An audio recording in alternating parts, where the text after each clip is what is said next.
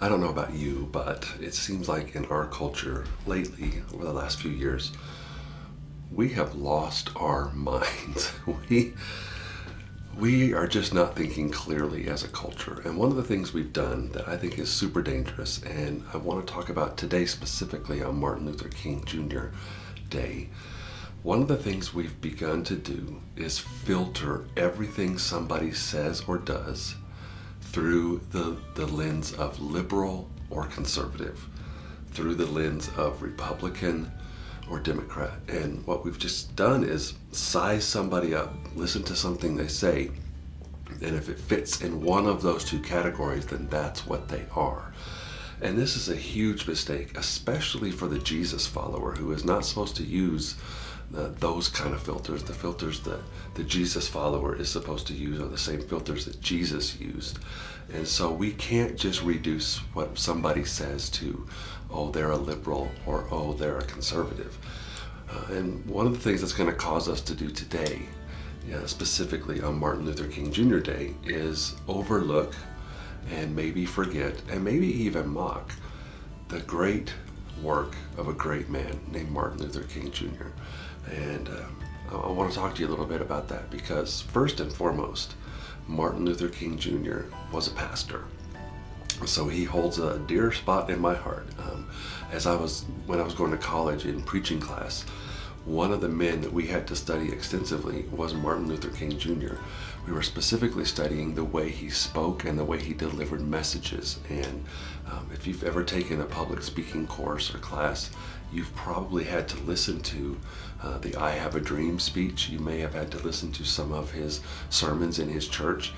He was an amazing speaker. He had great command of the English language and how to use it to motivate people.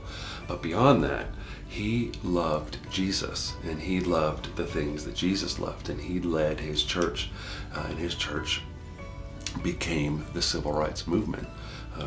Or at least joined in the civil rights movement, which doesn't mean today what it meant in the 50s and 60s. One of the things that he said that has always stuck with me, and it was actually he said it at a political rally, but it was part of a sermon that he gave at his church, was this. He said, "Darkness cannot drive out darkness. Only light can do that. And hate cannot drive out hate. Only love can do that." And that is such a profound statement and so very true. And in a season when as a church we're talking about what is love, I thought we should talk about that just a little bit today. That let's not get lost in the ridiculousness, the blindness, the willful ignorance of our time. Let's not get lost in that. Let's remember an amazing pastor who led an amazing movement for justice. And as a Jesus follower, we are to love justice. And the man did not do it by yelling and screaming and fighting and putting people down. He did it with love. And he made an amazing difference in our country. And I think for me, I want to honor Martin Luther King Jr. and what he did just by remembering him. And I'm going to spend some time today probably listening to a couple of his sermons that are recorded, and you can listen to them on the internet. I just want to encourage you, go online and just look at some of the things he said. What did Martin Luther King Jr. actually say? And I think you'll be encouraged.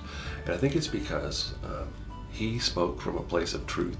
He spoke from a place of biblical truth, not conservative truth and not progressive truth, not Republican truth or Democrat truth. He spoke from a place of biblical truth, that love is what wins the day. He also said that hate cannot win over an enemy, only love can do that.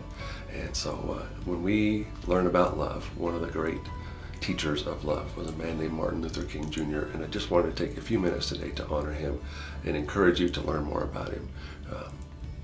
Good man who walked in truth and walked in love, which is what we're trying to do. See you later.